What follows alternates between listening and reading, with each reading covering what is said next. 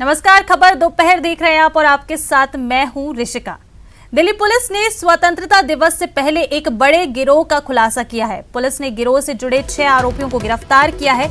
इनके कब्जे से 2000 जिंदा कारतूस बरामद किए गए हैं। पुलिस आरोपियों से पूछताछ कर रही है, साथ ही इनके प्लान के बारे में भी जानकारी ली जा रही है।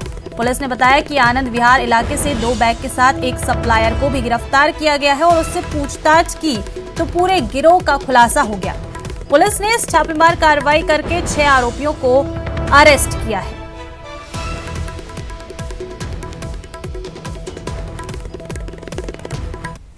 बढ़ते आगे और जम्मू कश्मीर के बांदीपोरा जिले के सदानारा गांव में आतंकियों ने आज सुबह एक मजदूर की गोली मारकर हत्या कर दी है। मजदूर बिहार के मधेपुरा जिला का रहने वाला था, जिसकी पहचान मोहम्मद अमरेज के रूप में हुई है। घटना के बाद पुलिस इलाके में सर्च अभियान चला रही है और कश्मीर पुलिस ने एक बयान में कहा है कि आतंकियों ने मजदूर पर गोलियां चलाई और उसे घायल कर दिया। उसे इलाज के लिए अस्पताल ले जाया गया है, जहां उसने दम तोड़ दिया। अमरेज यहां पर मजदूरी करता था। बता दें कि पिछले दिनों केंद्र सरकार ने सदन में बताया था कि आतंकवादियों ने जम्मू कश्मीर में 2017 से 5 जुलाई 2022 तक 28 प्रवासी मजदूरों की हत्या की है। इनमें सबसे ज्यादा बिहार के 7 मजदूर मारे गए हैं। इसके अलावा महाराष्ट्र के 2 और झारखंड के 1 मजदूर की हत्या हुई है। हम मजदूर है, हमारे पास पैसे नहीं है, हम घर ले जाने चाहते हैं अपने भाई को। प्रशासन से आप लोग से मदद चाहिए बॉडी ले जाने में, क्योंकि हम तो मजदूर है, हमारे पास इतना पैसे नहीं है कि हम ले जा सकते हैं। आप सबका मदद चाहिए और नीतीश सरकार से भी गुजारिश है हमको ले जाने में मदद करें। और अब कन्हैयालाल हत्याकांड से जुड़ी एक बड़ी खबर आपको बता दें, एनआईए ने 9वें आरोपी को भी गिरफ्तार किया है। एनआईए ने मुस्लिम रजा को गिरफ्तार किया है और पूछताछ के बाद मुस्लिम रजा गिरफ्तार हुआ है। 10 अगस्त को एनआईए ने मुस्लिम रजा को डिटेन किया था। पूछताछ करने के बाद आरोपी के खिलाफ साक्ष्यों सबूतों के आधार पर उसे गिरफ्तार किया गया। आरोपी मुस्लिम रजा प्रतापगढ़ के परसौला गांव का रहने वाला है।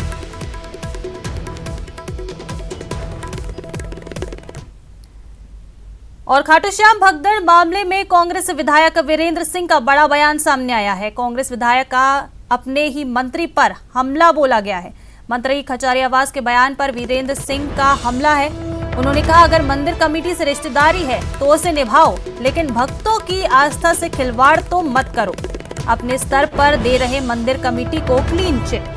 उन्होंने कहा कि मैं सीएम से मिलूंगा और शिकायत भी करूंगा। कमेटी नहीं संभाल पा रही है मंदिर की व्यवस्था। अधिकारियों ने कमेटी को पहले भी चेताया था।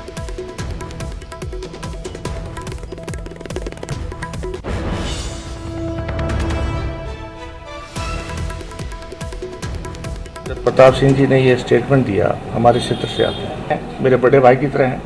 निश्चित रूप से बात करूँगा, मैं इनसे शिकायत की, मैं खुद से भी बात करूँगा कि अगर आपसे इनसे कोई रिश्ता है मंदिर कमेटी वालों से तो अपना निभाओ, लेकिन उन लोगों की कॉस्ट पे मत निभाओ जो अपने राजस्थान में इस भावना से, इस भगवान के मंदिर में अपनी भावना, अपनी पीड़ाएं लेके आते हैं। इनकी भावनाओं को ठेस पहुँचा के इनकी मदद करने का प्रयास मत करे पुलिस। इसी क्षेत्र से हैं, मेरे बड़े भाई की तरह हैं। मैं उम्मीद करता कि वो सीधा लाइव आने के बजाय मुझे पूछते कि वीरेंद्र क्या घटनाक्रम हुआ, बात क्या है।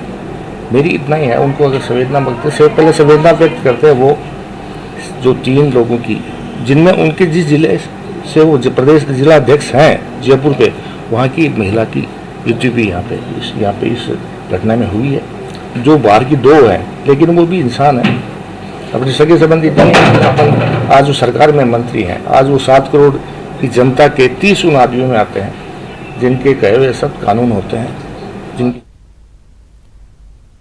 मुझे जो दायित्व मिला है या मिलेगा ईमानदारी से पूरा करूंगा, ये कहना है बीजेपी प्रदेश अध्यक्ष सतीश पूनिया का। न्यूज 18 राजस्थान से खास बातचीत में पूनिया ने कहा कि जिम्मेदारी देना या बनाए रखना पार्टी तय करती है। साथ ये भी कहा कि राजस्थान से कांग्रेस का सफाया ही उनका लक्ष्य है। देखिए, हम लोग पैदाइशी कार्यकर्ता हैं और पार्टी हम लोगों की जो भूमिका तय करती है उसको ईमानदारी से, निष्ठा और परिश्रम से निभाना हमारा पहला फर्ज है। इसलिए हमारे बारे में कोई तय करना है, पार्टी को ही तय करना, हम खुद तय नहीं करते। हमारी कोई अपनी महत्वाकांक्षा नहीं है। सिर्फ इतना है कि जैसे पूरे देश में कांग्रेस का सफाया हुआ है, उस तरीके से राजस्थान में 2013-23 में और 23 के बाद अनंत काल तक कांग्रेस पार्टी की वापसी नहीं और भारतीय जनता पार्टी लंबे समय तक यहां शासन करे, यही मंशा है। उसके लिए जितना परिश्रम किया जा सकेगा एक कार्यकर्ता के नाते किसी भी भूमिका में करेंगे। कि मेरी तो अपनी न तो मैं कोई महत्वाकांक्षा न कोई डिमांड है, न मैं कभी किसी पद के लिए पार्टी के किसी नेता और पार्टी के दल के पास कहीं गया हूं कि मुझे इस चीज की मेरी डिमांड है या मुझे ये चाहिए। मुझे तो जो भूमिका दी, मैं कभी जिम्मेवारी पे रहा भी और कभी नहीं रहा। परिश्रम करना आदत है और लंबे समय से काम कर रहा हूं, तो एक तरीके से पार्टी के कार्यकर्ताओं से मेरा चूल्हे तक का संपर्क है। इमोशनली वो जुड़े हुए हैं, इसलिए मेरे साथ कुछ अच्छा होता है तो उनको बहुत अच्छा लगता है। और ये इमोशंस किसी भी दल के लिए, केवल व्यक्ति के लिए नहीं, पार्टी के लिए भी द्विगुणित होते हैं, उनको ताकत और ऊर्जा देते हैं। मैं तो पूरे तरीके से समर्पित हूं पार्टी के नेताओं के लिए, कार्यकर्ताओं के लिए, राजस्थान की जनता के लिए। तो मुझे कहीं लगता नहीं है कि जो अंग्रेजी का एक शब्द आता है जॉब सेटिस्फेक्शन, मुझे कोई सर्टिफिकेट दे या नहीं दे, मुझे संतोष है कि मैं अपनी भूमिका को ठीक से निभा पाया। संत आत्मदाह मामले को लेकर बीजेपी प्रदेश अध्यक्ष सतीश पूनिया ने भीलमाल विधायक पूराराम चौधरी को जयपुर तलब किया और पूरे घटनाक्रम की जानकारी ली। साथ ही संत आत्महत्या प्रकरण में खुद को निर्दोष बताया। रास्ते का मामला था, मेरी जमीन में से 50 जमीन में से उनको मारा, को रास्ता पहले ही मैं दे चुका था। उन्होंने कहा कि मेरे को 7 फुट के 12 फुट 12 फुट दे दिया, अभी कोई इश्यू नहीं है। बाकी उन्होंने क्या किया, क्या हुआ, वो तो जांच में पता लगेगा। पहले क्या लगता, पुलिस जांच कर रही है, कमेटी जांच कर रही है पुलिस। हमारी जो कमेटी है वो रिपोर्ट दे देंगी। आप निर्दोष हैं? बिल्कुल बिल्कुल 100% निर्दोष। हम लोग के साथ की छेड़छाड़ करने में ऐसे लोगों में है ही नहीं, हमारी पार्टी नहीं है। ताइवान को हराने के लिए चीन साइबर अटैक की प्लानिंग कर रहा है, जिसके लिए उसने तैयारी शुरू कर दी है। माना जा रहा है कि चीन के हैकर ताइवान के बैंकिंग सिस्टम और डिफेंस सिस्टम पर दोहरा अटैक कर सकते हैं, जिसके बाद ताइवान आर्थिक और रक्षा क्षेत्र दोनों में कमजोर हो जाएगा। ये रिपोर्ट देखिए। अमेरिका ने यूक्रेन के लिए अपने नए हथियारों का खजाना खोल दिया है। यूक्रेन को हाईमार्स से लड़ने के लिए सुपर पावर, भारी मात्रा में रॉकेट, हजारों तोप के गोले, मोर्टार की सप्लाई बढ़ाने जा रहा है। अमेरिका ने यूक्रेन को सहायता राशि का बजट $9 अरब कर दिया है। हथियारों के साथ यूक्रेन फोर्स को बेहतरीन सैन्य प्रशिक्षण देने के लिए कई देशों ने गठबंधन किया है। यूक्रेन की सेना को डेनमार्क ने स्पेशल ट्रेनिंग देनी शुरू की है। इस ट्रेनिंग प्रोग्राम पर डेनमार्क $14 मिलियन खर्च कर रहा है। इससे पहले ब्रिटेन ने यूक्रेन की फोर्स को ट्रेनिंग दी। ब्रिटेन ने 120 दिन में 10,000 यूक्रेनी सैनिकों को प्रशिक्षण दिया। यूक्रेन सेना को वॉर ट्रेनिंग देने वालों में कनाडा भी शामिल है। स्वीडन ने 120 टॉप कमांडर, जबकि फिनलैंड ने 20 प्रशिक्षकों को यूक्रेन भेजा है। विध्वंसक हथियार, बेहतरीन ट्रेनिंग और वतन पर मर मिटने के जज्बे के साथ यूक्रेन की सेना जंग लड़ रही है, जिसके चलते रूस को जोरदार पलटवार झेलना पड़ रहा है। वहीं युद्ध के मैदान में रूस पर खूंखार कैदियों की बटालियन उतारने के भी आरोप लगे हैं। रूस की जेलों में बंद कुख्यात अपराधियों को युद्ध के मैदान में उतारने के रूस के प्लान का खुलासा कैदियों और उनके परिजनों की बातचीत के रिकॉर्ड से चला। अमेरिका का मीडिया बता रहा है कि रूस ने हजारों की तादाद में कैदियों को जेलों से निकालकर यूक्रेन में युद्ध लड़ने भेजा। युद्ध लड़ने गए खूंखार बंदियों में हथियारे और ड्रग्स के आदी हैं। युद्ध लड़ने के लिए कैदियों को लालच के तौर पर 6 महीने में सजा से माफी का ऑफर दिया गया।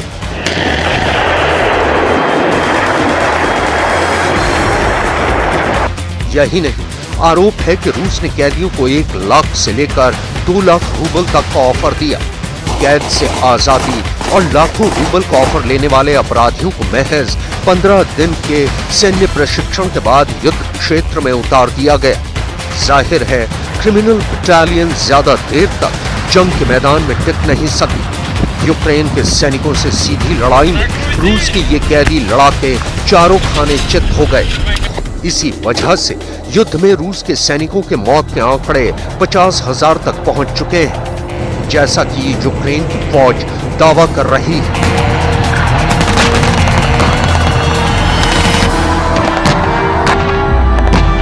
हालांकि जान माल के नुकसान से ज्यादा रूस की tension Zaporizhzhia nuclear power plant ने बढ़ा दी है। ज़ैपोरिज़िया परमाणु ऊर्जा संयंत्र की 3 लाइनें क्षतिग्रस्त हैं।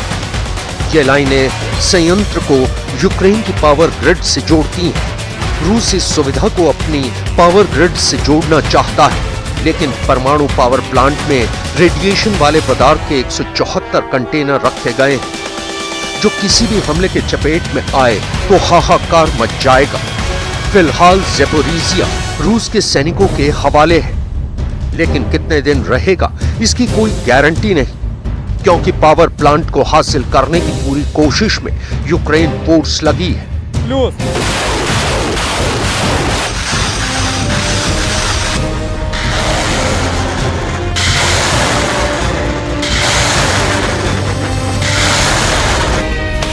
जिस तरह यूक्रेन की सेना के हमले बढ़े, उससे देखकर लगता है कि वो दिन दूर नहीं जब ज़ैपोरिज़िया फिर यूक्रेन के कंट्रोल में हो।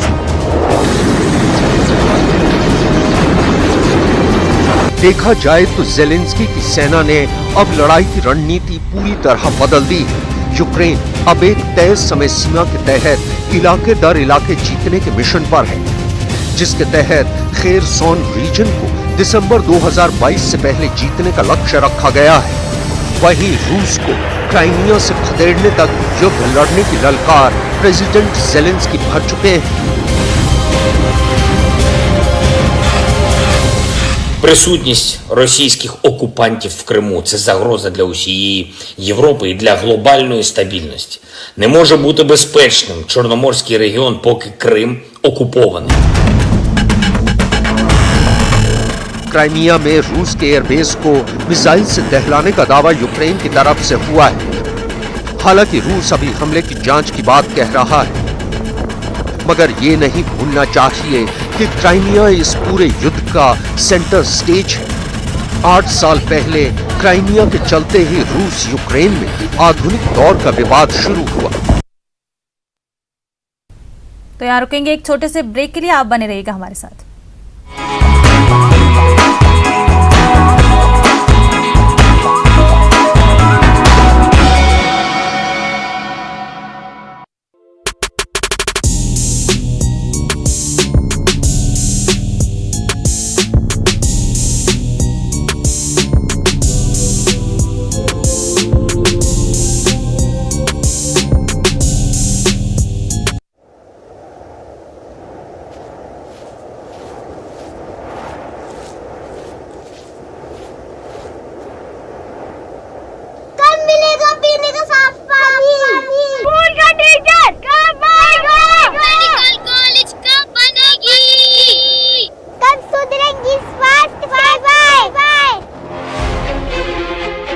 इन पहाड़ों से टकराकर पूछे गए सवाल का जवाब सवाल ही बन लौट आता है। सब बदलने वाला है, क्योंकि 24 घंटे के एक नए चैनल के साथ हम आ रहे हैं।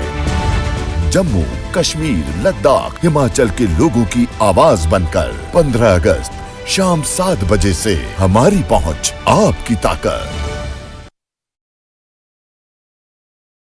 साल पूरे होने का जश्न मनाया। इस मौके पर बीजेपी कार्यकर्ताओं ने तापी नदी में तिरंगा रैली का आयोजन किया। इस रैली में शामिल बीजेपी कार्यकर्ता 75 नावों पर सवार होकर आए थे। सभी के हाथों में तिरंगा था। हर घर तिरंगा अभियान को सफल बनाने के लिए जिला कलेक्टर टीना डाबी और नगर परिषद सभापति हरिवल्लभ कल्ला की अगुवाई में तिरंगा रैली निकाली गई। सोनार दुर्ग से हनुमान चौराहे तक इस रैली का आयोजन किया गया। राखी के मौके पर अजमेर में अनोखे तरीके से नारियल की बिक्री हो रही है, जिसके चलते यहां पर यह चर्चा का विषय बन गया है। राजनेताओं के नाम से नारियल की बिक्री को लेकर लोग चाव दिखा रहे हैं। कॉमेडियन राजू श्रीवास्तव की हालत नाजुक बनी हुई है। उन्हें वेंटिलेटर पर रखा गया है। दिल्ली एम्स के आईसीयू में उनका ट्रीटमेंट चल रहा है।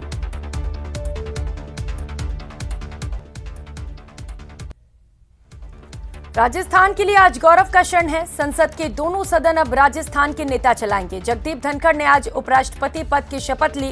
वे संसद के ऊपरी सदन राज्यसभा के अध्यक्ष बन गए हैं। ओम बिरला पहले से ही लोकसभा के स्पीकर हैं। स्वतंत्रता दिवस से पहले सुरक्षा बलों ने बड़ी आतंकी साजिश को नाकाम किया। उरी की तर्ज पर परगल सेना कैंप में घुस रहे 2 आतंकवादी ढेर किए गए, 3 जवान भी शहीद हुए। महाराष्ट्र के जालना और औरंगाबाद में आयकर विभाग ने छापेमारी की। ये छापेमारी औरंगाबाद में एक बिल्डर और जालना में एक स्टील उत्पादन करने वाली कंपनियों के मालिक के खिलाफ हुई। इस छापेमारी में आयकर विभाग ने 58 करोड़ रुपए कैश और 32 किलो सोना बरामद किया। नोएडा की ओमेक्स सोसाइटी में अवैध आवास रखने और महिला से बदसलूकी आरोपी श्रीकांत त्यागी को कोर्ट से राहत नहीं मिली। कोर्ट ने श्रीकांत त्यागी की जमानत अर्जी खारिज कर दी। कल ही श्रीकांत त्यागी को नोएडा पुलिस ने गिरफ्तार किया था। चुनाव में फ्री स्कीम्स के वादों पर रोक लगाने की मांग को लेकर सुप्रीम कोर्ट में करीब 20 मिनट तक सुनवाई हुई। सुनवाई के दौरान कोर्ट ने चुनाव आयोग को कड़ी फटकार लगाई। इस मामले पर अगली सुनवाई अब 17 अगस्त को होगी।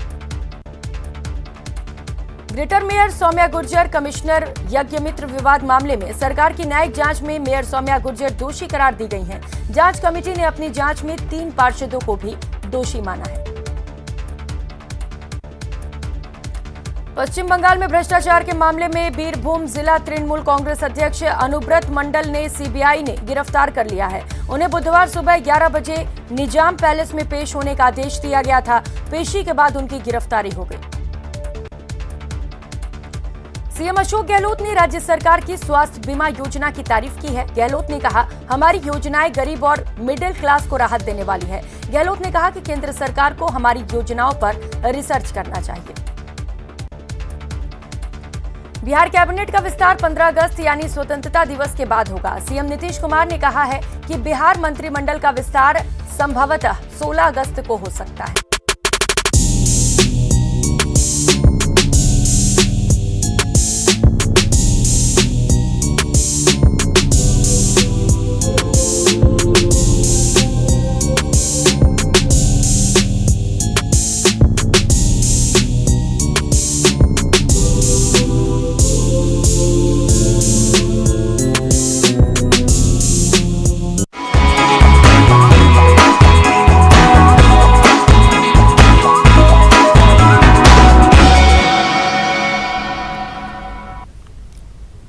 तो ब्रेक के बाद आपका एक बार फिर से स्वागत है। रुक कर लेते हैं इस वक्त की बड़ी खबर का। अजमेर से बड़ी खबर है, जहां छात्रों का हंगामा देखने को मिला है। छात्र संघ चुनाव तारीख बढ़ाने पर उग्र आंदोलन।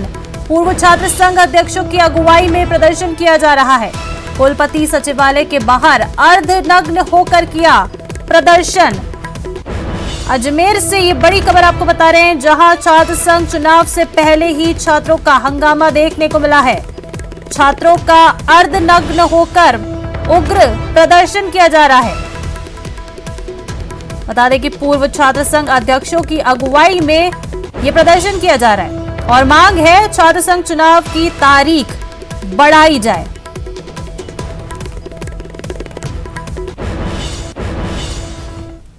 चलिए बढ़ते हैं आगे और दिल्ली के वजीराबाद में एक शख्स के साथ मारपीट का मामला सामने आया है। बताया जा रहा है कि करीब 10 लोगों ने कुछ राहगीरों पर हमला कर दिया।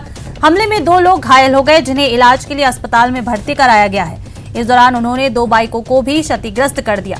सूचना मिलते ही पुलिस मौके पर पहुंची। पुलिस के मुताबिक हमलावर दीपक नाम के शख्स की तलाश में आए, जो उन्हें नहीं मिले, जिसके बाद उन्होंने राहगीरों पर हमला कर दिया। आईपीसी और सशस्त्र अधिनियम के तहत हमलावरों के खिलाफ मामला दर्ज किया गया है। उनमें से 7 लोगों की पहचान हो गई है।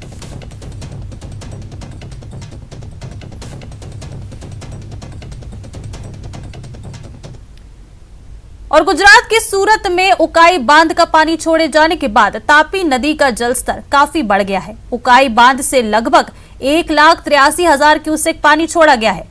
पानी छोड़ने की वजह से तापी नदी का रौद्र स्वरूप देखने को मिला। फिलहाल तापी नदी उफान पर है और किनारे वाले इलाकों को अलर्ट किया गया है। उकाई बांध से पानी छोड़ने की वजह से कॉजवे 9.50 मीटर की खतरनाक स्तर से ऊपर बह रहा है।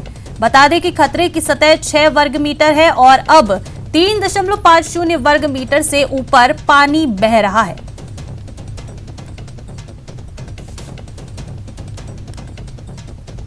बता दें उकाई बांध से 1,83,000 से भारी बारिश हो रही है, उसके चलते मध्य प्रदेश और महाराष्ट्र के प्रकाशा और हथुरन डैम से लगातार 2,70,000 क्यूसेक पानी गुजरात की उकाई डैम में छोड़ा जा रहा है। उकाई डैम में अगस्त महीने का रूल लेवल मेंटेन करने के लिए लगातार पिछले 24 घंटों से 1,83,000 क्यूसेक पानी सूरत की तापी नदी में छोड़ा जा रहा है, जिसके चलते तापी नदी अपने दोनों कांठों पे बह रही है।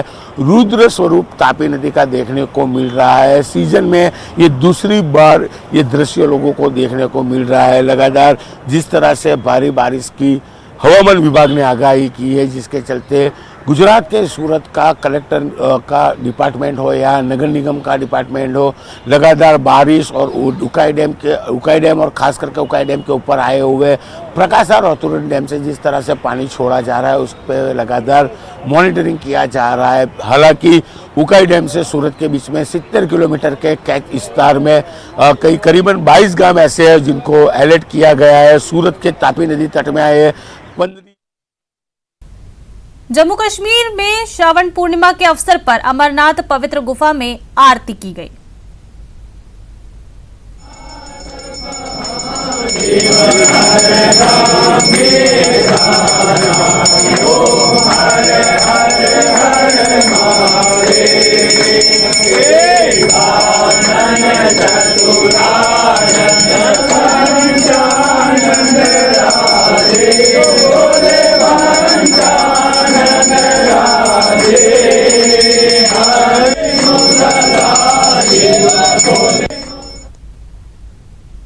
जम्मू कश्मीर के श्रीनगर के डल झील में हर घर तिरंगा अभियान के तहत तिरंगा शिकारा रैली आयोजित की गई। ये आयोजन जम्मू कश्मीर के युवा सेवा और खेल विभाग द्वारा आयोजित किया गया था। इस शिकारा रैली को उपराज्यपाल मनोज सिन्हा ने हरी झंडी दिखाकर रवाना किया। बता दें कि जम्मू जिले में 3 लाख से अधिक राष्ट्रीय ध्वज की बिक्री हुई है और प्रशासन देश की आजादी के 75वें वर्ष के मौके पर आयोजित अभियान के लिए तैयार है। जम्मू के मुख्य शिक्षा अधिकारी ने अभियान के बारे में जागरूकता फैलाने के लिए जिले के सभी स्कूलों को शामिल करते हुए कई कार्यक्रमों का आयोजन किया है।